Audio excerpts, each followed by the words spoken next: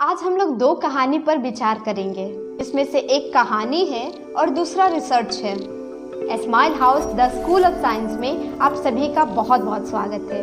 ये कहानी है एक ऐसी राज्य की जिसका राजा बहुत ही दयालु था और अपने राज्य के सारे प्रजा को बहुत ही प्रसन्न रखता था। एक बार उस राज्य में एक महामारी ने कदम रखा और राजा से कहा कि महाराज, मैं आपके राज्य से 500 लोगों को अपने साथ लेकर जाऊंगी।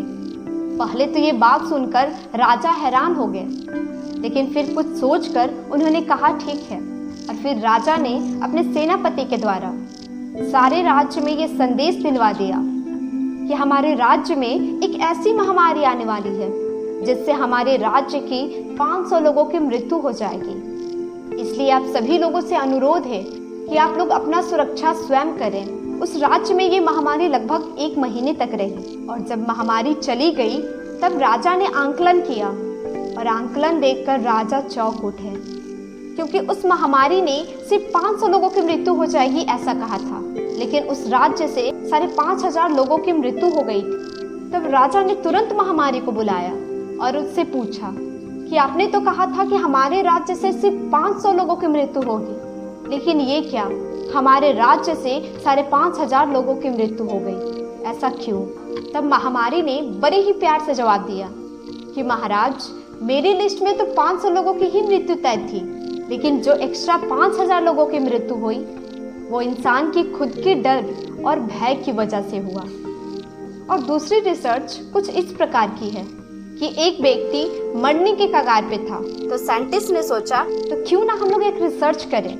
और रिसर्च इस प्रकार थी कि उस व्यक्ति के पैरों में 2 पीन चुभा दिया गया और फिर उससे कहा गया कि आपको कोबरा सांप ने काट लिया। और फिर क्या, उस इंसान की 10 मिनट के अंदर मृत्यु हो गई। और हैरानी की बात यह है कि जब पोस्टमार्टम हुआ तो उस इंसान के पूरे ब्लड में कोबरा का ही विष मिला था। और ये सब उस इंसान की सोचने की वजह से हुआ था। और ये दोनों कहानी आज के सिचुएशन में बहुत ही प्रेरणादायक है, क्योंकि आज के सिचुएशन में भी यही हो रहा है।